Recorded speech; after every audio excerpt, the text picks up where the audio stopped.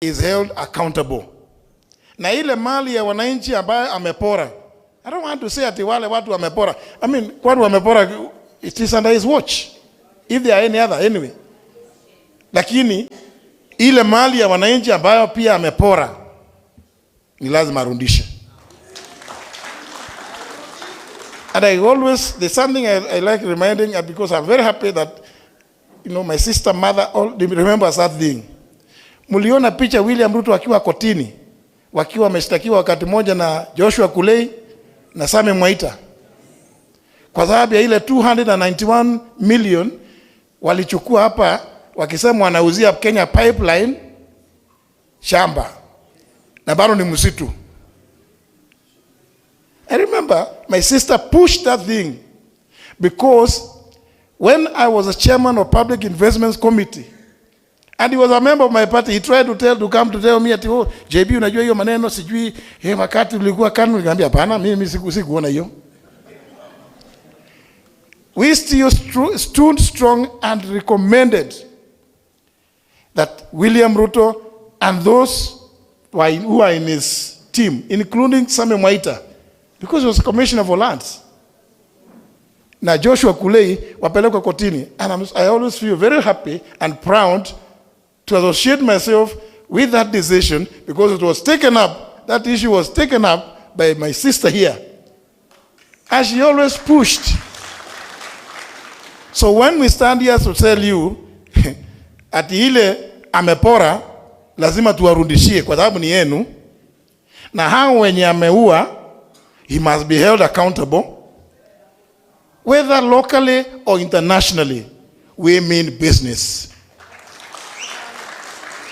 I want to thank you. I want to stop at that point, but still congratulate you for holding your NDC, and congratulate my dear sister, mother, and say, we've heard you, and we've heard you loud and clear. Na tumesikia mambo yale mother ametuambia, what her presidency would entail. Simumesikia? It's exactly the same thing that we in the opposition want to see. And therefore, we must remain united. Thank you very much. God bless you. Asante sana JB. Asante sana kinara wa DP. A witness to the atrocities being committed by one William Ruto. And now, without much ado, I'll call my younger brother and friend and party leader for DAPK, Honorable Eugene Wamalwa.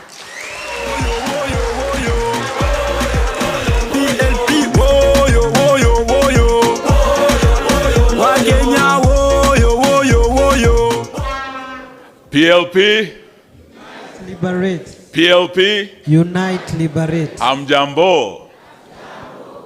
Asanteni sana kunipa nafasi hii. May I start by congratulating my big sister, Martha Wangari Karua. I'm told the delegates of PLP today met at the historic Ufungamano grounds, and you endorsed the Honorable Martha Wangari Karua to be a presidential candidate. We are here as witnesses, and we have heard her speak that she is ready to be the 6th president of the Republic of Kenya. And we are here to say congratulations. But also congratulate PLP. We were with you in February when you rebranded your party. We were at Liberation House, you remember? We want to thank you for choosing this site, because Ufungamano is a place of great history. And journeys that have begun here have ended up forming government. The Honorable Patrick Muiruri, my friend and the friend of my late brother, Kijana Wamalwa, told you they met in Nakuru. He was there with Kibaki, my late brother Mike and Gilu. What he didn't tell you was that from Nakuru, they came to Ufungamano.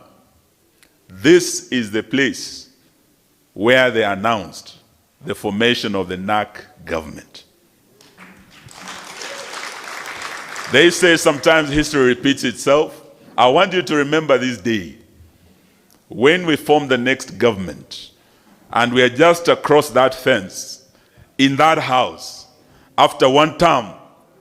Yahuyo Mutu, you remember that journey began where? Here. And it began today. So we are very, very honored to be here with you. And I want to say to my big sister, I was honored by the Democratic Action Party to take up the flag bearer into the next race. And today, seeing the PLP giving you that honor, may I say to you, it's just not an honorable thing, it is also a very onerous task you have undertaken. To lead this great party into the next presidential election. But we are here to tell the members of the PLP party, Martha Wangari Karua will not walk alone. We will walk with her. We are here to tell you that unity is not an option. It is an imperative of our time. And we are going to make sure we stay united the way you saw us at Liberation House in February. Si umetuona bado tuko pamoja? Hii safari iendelee isiendelee?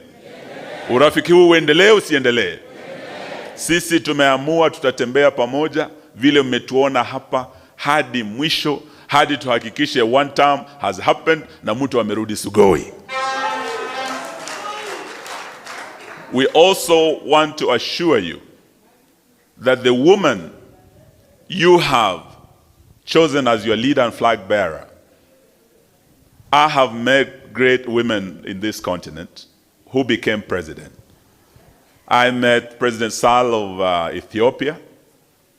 I met President Salif of Liberia. I met President Joyce Banda of Malawi. And I have met President Samia, our neighbor here from Tanzania. I can tell you today, Martha Karua is not just qualified like those daughters of Africa. She is more than qualified to be the next president of the Republic of Kenya. And today, I think we're witnessing the history as that journey begins. But also, she has said to you that if from this team she is granted that opportunity, she will be not just the flag bearer of PLP, she will be the flag bearer of the united opposition into that election.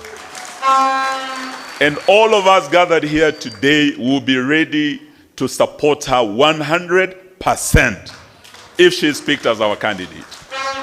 She has also said that if there's another one who is picked, she will be behind that person. This is the only way we are going to remove William Samoei Ruto, through unity of purpose. And through the words of one great leader, Professor Saitoti, who once said, there comes a time when a nation is more important than an individual. A time is coming when it will be a sacrifice that we must make, kukomboa Kenya hii. Kenya will be more important than our personal ambitions. This team gathered here today has made that decision, that we will bear any price, any burden, make any sacrifice to make this a reality and to make William Ruto a one-term president. Are you ready? Yes. I've heard your SG, my good friend, remind you the 29th of this month will be a very important day. I see very many Gen Zs in this hall. Gen Z mupo. You have a date with destiny on the 29th.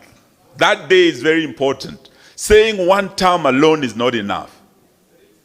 Getting out, getting IDs, registering as voters beginning 29th Monday is the only way we are going to make one term a reality. Are you ready?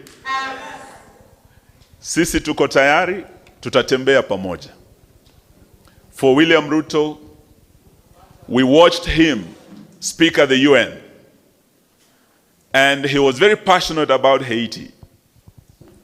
Today, Kenya knows there was something fishy about the Haiti mission. Kalonzo Musyoka and I were the first ones to question the legality of that mission, because this government went against court orders that declared the Haiti mission deployment unconstitutional and unlawful. They went ahead and deployed irregardless.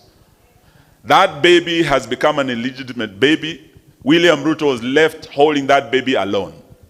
I watched the American President Trump speak about many issues of global importance and of importance to America, and Haiti was not one of them.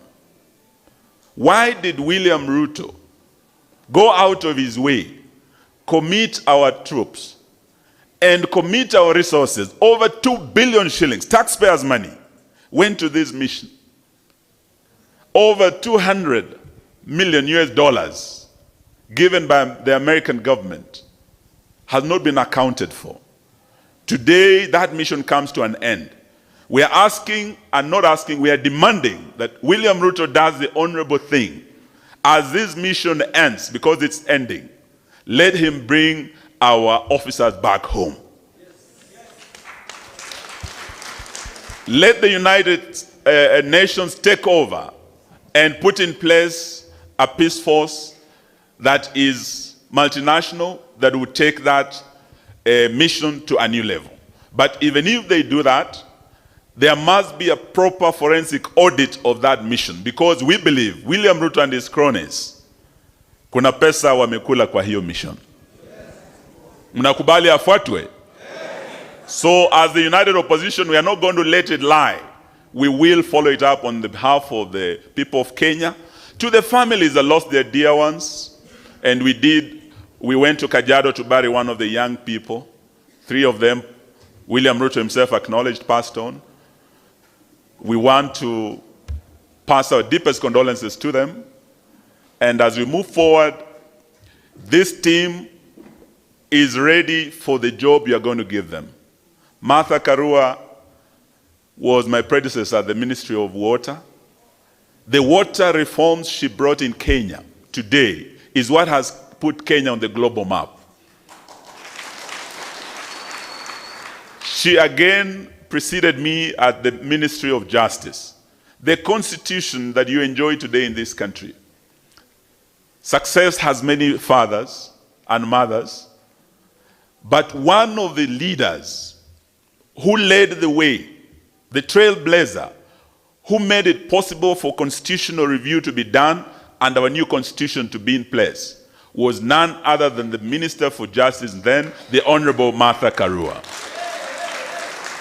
I was honored to go to that ministry after her, and we remained friends for many years. We implemented what she put in place, and today we can say that we have a team. Apart from her, we have a Speaker Muturi here, who was a minister. We have 2 gentlemen here who have been second in command in our country. The 10th Vice President of the Republic of Kenya, Kalonzo Musyoka, is part of this team. The 2nd Deputy President of the Republic of Kenya, Gachagua, is part of this team. What you are seeing here is a team that is ready on day 1 to lead this country. It is a team that has worked with Kibaki and put in place the best policies this country has seen. A team, some of us have worked with Uhuru, some of the best policies in the health sector, in education, including Linda Mama, including Educare, policies that work, free primary education under Kibaki. This is a team that from day 1 will reverse the bad and failed policies of this failed regime. Beginning with Sha, She, She, Sho. Beginning with housing levy, which is the biggest scandal ever. This is the team that's going to reverse all those bad policies and restore the dignity of the pay slip of every Kenyan worker. This is the team that's going to do that job. So we ask you to work with us, to walk with us, to support us, and it is my pleasure to say to my big sister, hongera, and to say to her also, one term is not a bad thing. Kuna watu wa William Ruto wanafikiria tukisema one term tunamkosea heshima. Hapana. Ukienda Malawi, si Rais Chakwera amepewa one term, si ndio? Wiki hii, juzi, Malawi wameamua. Because Chakweranomics failed. Just the way Rutonomics has failed Kenyans. Na wamemwambia aende asiende. Ukienda Liberia, George where nomics failed. Just the way Rutonomics have failed Kenyans. Huyo jamaa wa Liberia alikuwa the same age as Ruto. Aliambiwa ni one.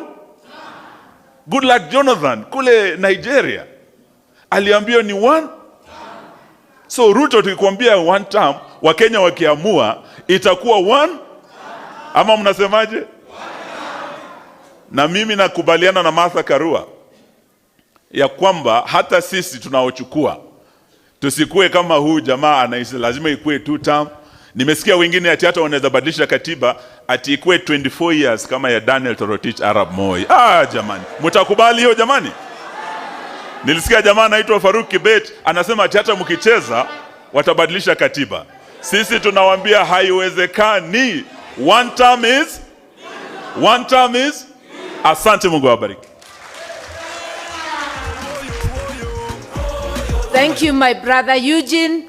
One nation, one purpose, one term. Asanteni sana. I will now call my political twin, His Excellency Kalonzo wa Musyoka. PLP, woyo, woyo, woyo. Wakenya, woyo, woyo, woyo. Vijana, woyo, woyo, woyo. Wow. Wow. PLP. Liberate. Tuungane tujikomboe. PLP. Tuungane tujikomboe. Sounds wonderful. Well, our sister Mother Wangari Karua, my colleagues Rigi G, I seem to agree with our friend JB. I am as a senior counsel, I can do the deed poll to get Rigi G as the name. Our brother Eugene, delegates wa PLP, yetu tu ni wakupongeza, ni kuwapongezeni kongamano hili mahala hapa pa historia, fahari kubwa katika ujenzi wa taifa letu, na vile vile kugharamia hata safari ya kuhakikisha kwamba tumepata katiba mpya, ufungamano, na hata leo tumekuja kufungamana. Wangapi wako tayari tufungamane? Wakenya tufungamane. PLP, unite, liberate. Kabla sijasahau, kuna wengine, Mother had given us that leeway to introduce some of the members that are accompanying us.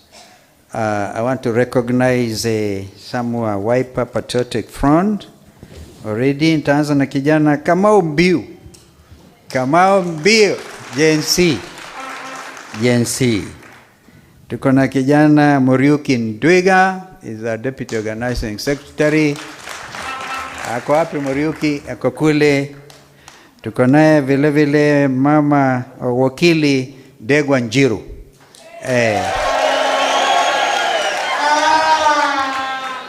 Huyu is a black bull. Tuko naye mama Susan Kiamba, mjumbe wa Makueni. Mamba ngangari kabisa. Tuko naye vile vile mheshimiwa mbunge wa Embakasi ya Kusini, mheshimiwa Mawadhe. Musili Mawadhe. Tuko naye pia Senator kakamavu kijana Dan Maanzo. Dan vilevile ni mwanachama wa People's Restorative Justice Commission, anaiongoza ndugu yetu JB Muturi, na ambaye inashirikisha pia dada yetu mdogo huyu Asha Bashir, ambaye ni katibu wa chama cha PLP. Kwa hivyo tumekuja kumwenzi dada yetu huyu na kuambia pongezi. We have known Mother Wangari Karua miaka mingi hiyo, mama mkakamavu, mama ogopi, mama yajua mafikra ya wazalendo, na kama ambaye yeye mwenyewe ameamua hawezi kamwe kusaliti nchi yake, huyu hawezi kuwa msaliti. Mama Wangari Kadhai, twakuenzi.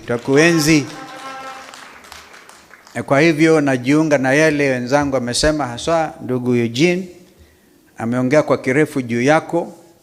Yote haya tukubaliana nayo, na ili tujaribu kuokoa wakati, niruhusu tu ni ya kariri pengine yale ambayo wamesema wazi. You made it clear. You have today declared your presidential candidate. We respect that. And we know you mean business. And the united opposition is going to stand together and honor and respect these aspirations. Hapa ufungamano, safari ikianza, basi hatuna budi ila na sisi tuamue kwa kauli moja kwamba kamwe hatutarudi nyuma. And now William Ruto leads a government that believes in money laundering.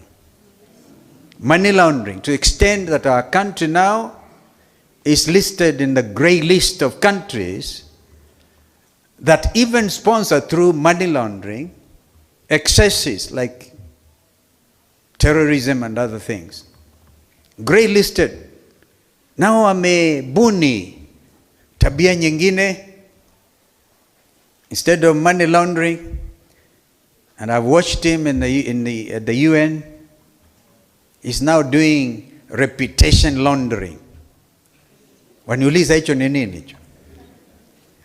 Reputation laundering has everything to do with doing things that will enhance your reputation. Well, you don't mean it.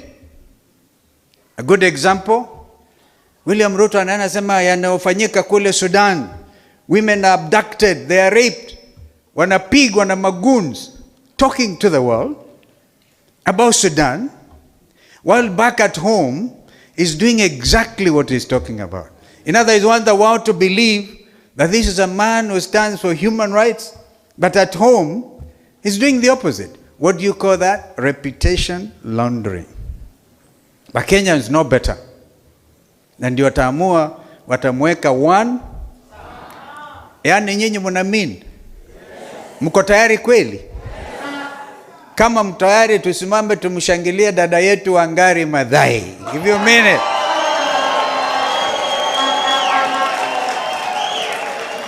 One town.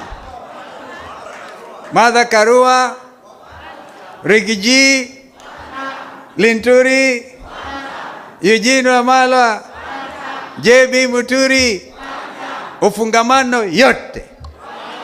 Sisi wote wapinzani, lakini hatukai upinzani. We want to make these guys seriously. Don't internalize opposition. Do not internalize opposition. We are the government in waiting. Wangapi wanakubali hiyo? Yaani tunaunda serikali. Tunaiunda bila wasiwasi, bila uoga, kuogopa yeyote, tukimheshimu tu Mwenyezi Mungu na nchi yetu kuiweka pahala pake. So I want just to say, Mother, we are very proud of you. We know you've walked this journey together. Some of us have sacrificed. We don't want to also glorify sacrifice. You can never sacrifice enough for your country. And so, 29th, vijana, chukueni kama una kitambulisho kwanza, hands up. Kitambulisho na registrar of persons, awe mstari wa mbele kuhakikisha kwamba vijana ambao wamefika umri wa miaka 18 bila matatizo yote, kuulizwa mambo mengi, anapata kitambulisho, kisha baadaye aanze safari ya kuchukua voter registration, awe asajiliwe kama mpiga kura. Alafu a year, something less than 2 years down the line, Wakenya na waulizeni, kumbukeni the sacrifice our forefathers made. They fought in the forest.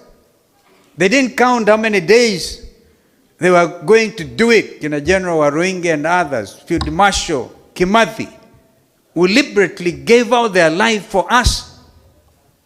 Lakini ikifika kupiga kura, I just want us to do one thing. Because they, through their blood, gave us liberation, political liberation. Our young people on the 25th of June gave us this economic liberation, tena kwa kumwaga damu. And we cannot forget each of them. We can't. We will be naming each one of them every 25th of June. Na kuendelea kuwaenzi, that they would never have died in vain. Wafanyabiashara ambao mali yao iliporwa na usimamizi wa serikali ambayo haijaamini. Yaani nataka sema waseme ni Rigiji na kina Kalonzo na Martha ndio wamepanga nyinyi mporowe mali. Uongo mtupu. Serikali ambayo inaamini goonism, yaani goons, part of the Kenyan police force ni goonism. Aende asiende huyo? Goons. Yaani unatafuta jiwe uachilie Rigiji akitoka Marekani pale kwa flyover, ati gari yake mwagwe pale agongwe. What a shame.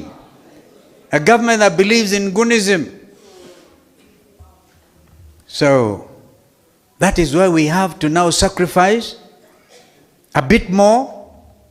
I'm asking Kenyans, sacrifice for one day. Kina Deda and Kimathi sacrificed a whole lifetime. Whether it will be the 9th of August, I'm not quite sure the date, those who do better calculation can tell us, or whether it is 11th of August 2027, amkeni mapema. Sacrifice one day. It will be worth sacrificing, particularly everybody who knows that their pay slips have been raided by this overtaxing regime. And we have made it clear what we shall do. Yes, even as we make it our business to make our agenda item number 1, one term for William Ruto and his cartel, we must also tell Kenyans what we shall do. Executive order number 1, number 2, number 3, number 4. No state capture. She has been canvassed widely.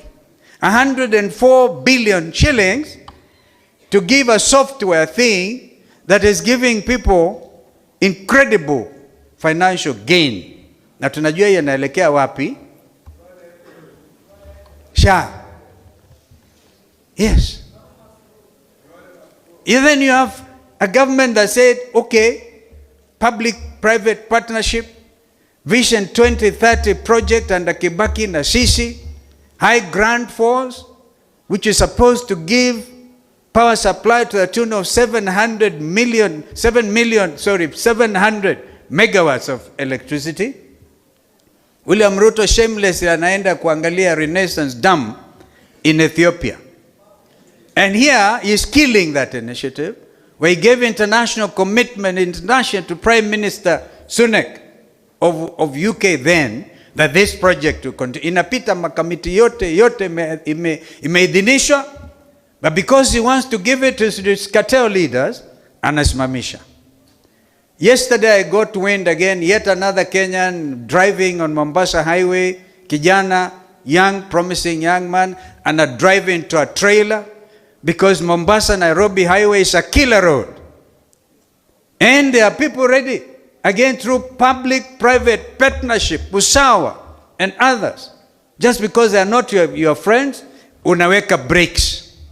We will fast-track these projects, particularly in honor of Mzee Kibaki, We will fast track them. We know what we shall be doing. We know our country. We know the disadvantage that we have been taken through. But this is your day, mother. It's not my day. I'm only your twin. And I've come here to tell you, get at it, keep at it, together.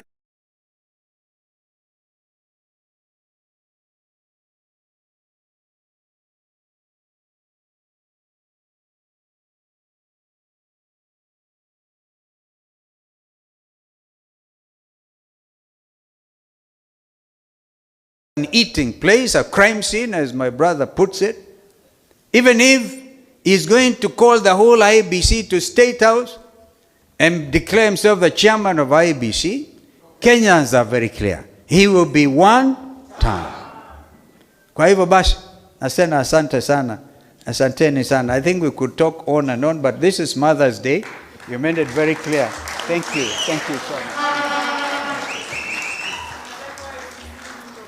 Asante sana, my political twin. One nation, one purpose, one term. Before I call my brother, I had greetings from Matiang'i, who is being painted red today. He's in Jubilee. And they're having a similar event. It's only fair that I give that. I also want to ask my colleagues, when Rigiji finishes, we shall all join him on stage for that one photo of a united team. So without much ado, I invite my brother, who is gifted in giving us snippets like one term. Rigiji.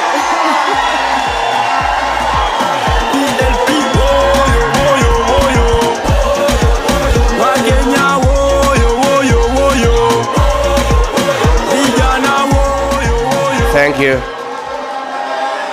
Asante sana. Thank you. Please be seated. Thank you. Asante.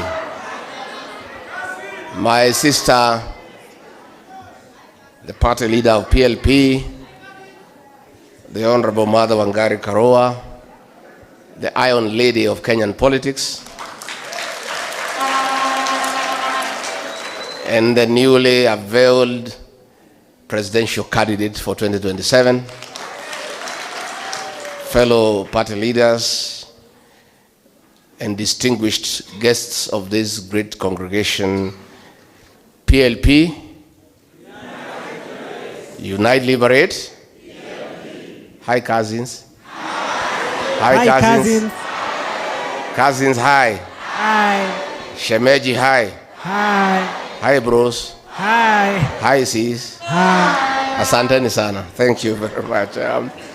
Let me take this opportunity on behalf of DCP and our supporters across the country, congratulate the Honorable Mother Karua for having been given a green light by her party to be a presidential candidate in the forthcoming general election. Pongezi, my sister. And let me say we are very happy because we now know a good leader is available to lead the country. The Honorable Mother Karua has incredible credentials in matters governance, democracy, justice, and studying family for the people of Kenya. Her stand cannot be compromised by anybody. If there's one leader I believe in this journey, because this journey is difficult. Many will fall by the wayside. Many will be bought. Many will be compromised. Many will waver. But I have no doubt in my mind, like every other Kenyan, Mother Karua will go to the end to liberate this country.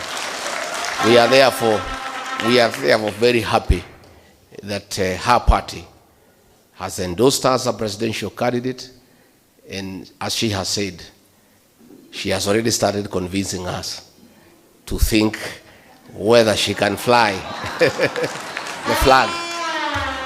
And we are saying women are great leaders in this country. And not just in politics, in every sector. In business, in agriculture, in church, in all spheres of influence. Our women have proven that they can be trusted with leadership, they are passionate, and they mean well for the people of Kenya. I'm sure everybody knows Mother Wangari Karua, if elected president of Kenya, she cannot steal from the people of Kenya. I don't think Mother would ever order for people to be shot in the leg. I don't think Mother Wangari Karua, as a mother, grandmother, can order for the killing of Gen Zs. So we have a great leader, and the people of Kenya have a choice to make. Let me say, let nobody worry that Mother here is a presidential candidate, Kalonzo Musyoka is presidential candidate, Rigiji is presidential candidate, Eugene Wamalwa is presidential candidate. As the Honorable Mother has put it, let everybody go and mobilize for votes. Go and sell your candidature, sell your vision, and convince Kenyans that you can be president. And then when we sit, as it has been very well explained, we want to assure the people of Kenya that we shall sacrifice. We shall make whatever sacrifices necessary for this country to make sure, under whatever circumstances, we have one presidential candidate to face William Ruto. My sister, I want to assure you, if you convince us, I'm sure you can, that you are the right person. I'll campaign for you the way I campaigned for William Ruto. Yeah. I and my supporters will rally behind you. And we will do it the way it has never been done before. And I and my supporters are ready to support anybody whom we agree is the one to face William Ruto. And I would do it very happily. I only have one disappointment in case I'm not chosen. Just one. Just one disappointment. I will miss the opportunity to face William Ruto in the presidential debate. Hiyo mtu tukikutana kwa debate nitamkaanga, lakini that's the only disappointment I would have. But otherwise we'll be available to do what we must do. Isn't it? Let's be watchful and very alert. William Ruto knows his goose is cooked. He knows joint opposition will send him home by 10 a.m. And he has embarked on a very serious scheme to divide the opposition. Be alert. You'll see the next several days the kind of schemes he is having. Creating confusion in the opposition, buying people, dividing others. Let Kenyans stay alert. Luckily for us, Kenyans are very intelligent. They'll know. When they see a mole, they'll know. When they see somebody being used to divide the opposition, they'll know. Let Kenyans be alert. But for us here, we must stay together because Kenyans expect no less. We cannot fail this country, because if we did and this guy came back, there will be no country here. Isn't it? All public resources have been looted. State House is a crime scene. Money for capitation is what is being used to bribe people in State House. Money for SHA is what is being used to bribe people. Even this Haiti thing, William Ruto cannot go to the UN to talk about criminal gangs in Haiti when we are having criminal gangs here in Nairobi and in Kenya being accompanied by police to terrorize Kenyans. William Ruto has turned to use of criminal gangs to harass opponents, to disrupt meetings. During Sabasaba, criminal gangs under police supervision were burning supermarkets. They were stealing from people. In Kikuyu police station, where courts of law were torched, the Inspector General of Police went there with CS Murkomen, and 11 police officers were promoted on merit for having allowed and supervised the burning of the courts by gangs. Yeah? So, there is no way he can go to the UN and pretend that he is very concerned about criminal gangs in Haiti, when in this country, he is using criminal gangs to terrorize Kenyans. The last time he had a tour of Nairobi for 6 days, he was walking around with gangs. Goons are the ones who are accompanying the president. I even saw somewhere, when unveiling a housing program, he actually introduced one of the goon leaders in Nairobi and gave him the presidential microphone to talk to the people. That's how low we have sunk as a country. And then he is at the UN there pretending to look very holy, the way he cheated us with the Bible. Lakini wazungu wako huko walimuonea 18. Saying how concerned he is about Haiti. It is because Haiti is a conduit for stealing public funds. And that is why it is continuing. As Honorable Eugene have said, William Ruto, let the policemen come back here and deal with crime. In Nairobi today, people are being mugged during daylight. You cannot walk around in Nairobi at 6 p.m. And instead of these policemen coming here to help us deal with those gangs, they are somewhere in Haiti being killed and being butchered. I saw him shamelessly condemn the use of arms in Sudan.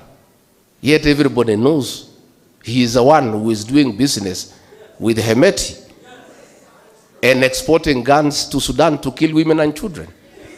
And then he is there at the UN Assembly pretending. This guy is one of the most deceptive leaders we have ever seen in the history of this country. Everybody knows the arms in Sudan are from Kenya, and he is the one who is behind it. Then he is there pretending to condemn. So, good people, let us stay united. Let us stay focused. We have a job to do. We're going to do it. Kenyans are behind us 100%. It's only we leaders who can let them down. And Kenyans are looking upon us. Yeah, they are looking upon us to provide leadership and to do the right thing to restore our country. And as the Honorable Mother has put it, once we form government in whatever capacity, whatever role our bears to play, we must restore our nation. And that is the job at hand. We must make sure we have a functioning education system. We have a functioning health system. We bring to an end abductions and extrajudicial killing. We must restore the dignity of the payslip. And I said the other day, and Ruto was abusing me, I said, the government we shall form, our first job is to abolish the housing levy. Isn't it? Yeah, and these houses, we give them to the county governments to manage them, collect rent, and refund the money they have deducted from the people of Kenya. Yeah? And then, Ruto was crying that we have no brain, because we are saying we must do the right thing. And we allow him to say what he wants to say. But when the votes are counted, you understand who has brain in this country. Yeah? Si imebaki muda mchache sana. Yeah, it's looking ni mbali, lakini ni muda mchache. I heard Musalia saying that in Africa nobody can be one term. Sasa wewe Musalia, hii Malawi, is it in Europe or is it in Asia? Yeah? Which Africa are you talking about? We saw it in Botswana. These things are happening and Kenyans are awake. And what is happening in the continent, Kenyans are watching and they are getting prepared. So Jenzi mpo, nyinyi ndio dawa ya kasongo. Please, mchukue vitambulisho na mchukue kura. What you are doing on the smartphone is very good and we applaud you and we really are very happy by enlightening Kenyans on what is going on. But the true and the real transformation of this country will happen on the ballot box. You must have the tool of change. The tool of change is the vote. So much as you are passionate on the smartphone, you must go to the next level and register as voters and help restore this country. You owe it to this country, Gen Zs, and you must understand you are the greatest shareholders in this country and stakeholders, because you have longer to live than all of us. So you have a duty to make sure that you are governed properly and the country is run in an efficient manner where there is prosperity.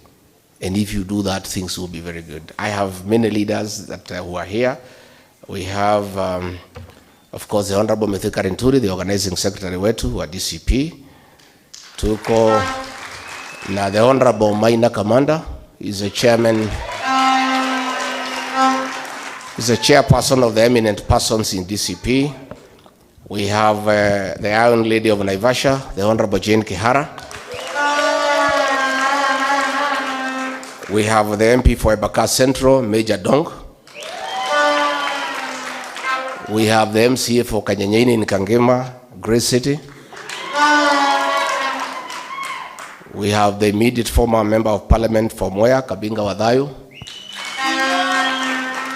We have the immediate former MP for Limuru, Peter Mwathi. We have women rep aspirant for Kiambu, Mase Nongari. We have Secretary for Economic Affairs in DCP, Dr. Peter Mbai. We have the MP for Tetu, Geoffrey Wandeto. We have the Mheshimiwa Karani, the MCA for Utawala.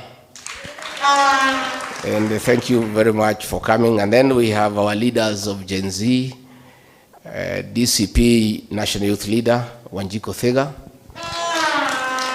That young girl was charged with terrorism at the Kahawa courts. This little girl. You know, I don't know why Ruto anagoba mpaka wasichana kama hawa sasa. This little girl. What harm can this girl do to you? Ati afungwe mwaka 50. And then we have Kawanjiro, another youth leader pia. Alikuwa ameshtakiwa na terrorism. He was arrested by 300 DCI officers. Hii kijana mdogo huyu. So mimi, Honorable Mother, tunakushukuru. Sisi tuko pamoja. And we start together. And this thing we will deliver this country. This country will be delivered. Believe you me. Na musijali, pesa ni mingi ya Kasongo ikuliwe. Si ndio? Ndovu isisikwe na nini? Na pembe. Bora tu hiyo pesa usichanganye na ile yako. Kwa sababu iko na damu ya Gen Z. Hii pesa ni ya kukuliwa sokoni na kulipa mashailok. Usinunue mbuzi, usipeleke mtoto nayo shule, iko na damu ya Gen Z. Lakini hapo sokoni ukule, alafu muende nyumbani. Na I'm very happy watu ya Kiambu walienda kwa Kasongo wakabadilisha bei. Alikuwa analipa 3,000 wakabadilisha mpaka 10. Watu ya Meru wakafika huko wakasema ni 10. Watu ya Murang'a ni 10. Lakini ile wa Kiambu waliibiwa na waheshimiwa 4 wakapata 6. Na hiyo waheshimiwa wakasema hakuna shida kuibia mwizi. Wakasema si mtu ni mwizi, si ameibia wa Kenya, na hao wakaiba hiyo pesa. So ni wizi tupu ndio kitu naendelea Kenya, wizi. Pale Mbeere North, there is a by election in Mbeere North. Watu huko tumeongea na tumekubaliana. Tumesema nyinyi mkule maneno. Mkufanye kama watu ya Kipipiri. Watu ya Mbeere pale, the place is like Europe. Hata change hakuna. The currency in Mbeere is 1,000. There is no change anywhere. The economy of Mbeere North is on another level. You know, mzee moja amenipigia ameniambia alikuwa anachinja nguruwe moja per week. Anachinja nguruwe 3 kila siku na inaisha. So the economy of Mbeere North is on another level. Lakini watu ya Mbeere wameongea, wamesema waendelee kukula. Wakule. Uchaguzi ni ya 27th. On 24th at midnight tunafunga hoteli. Kura yote kwa Karis na Kasongo anyolewe. Najua huyu Kasongo hii pesa ameiba wa Kenya. Tumeambia wa Kenya tupangane vizuri. Tumnyoe hii pesa yote, by the time anatoka akuwe hata hana kitu. Si iko namna hiyo? So tumeshukuru sana. Thank you very much my sister. Go. You have what it takes. Na sisi tuko pamoja. Asanteni sana. That's why all Kenyans of goodwill must join hands. We must push back and get our rights. Woyo. PLP, woyo. Wakenya, woyo. Vijana, woyo. Wamama, woyo. Wazee, woyo. PLP inaunganisha na kukomboa. PLP ina mifumo ya kutetea wakulima wadogo, wafanyakazi wote, wanabiashara. PLP inapiga vita rushwa, uongozi mbaya na hatu nyanyasaji. PLP inamjali mwananchi, mazingira safi, matibabu bora, umeme thabiti, elimu free, huduma zote za kijamii bila ubaguzi. Na huu msimu ni wa sisi, PLP ni yetu sisi, tushikane mikono tuendelee.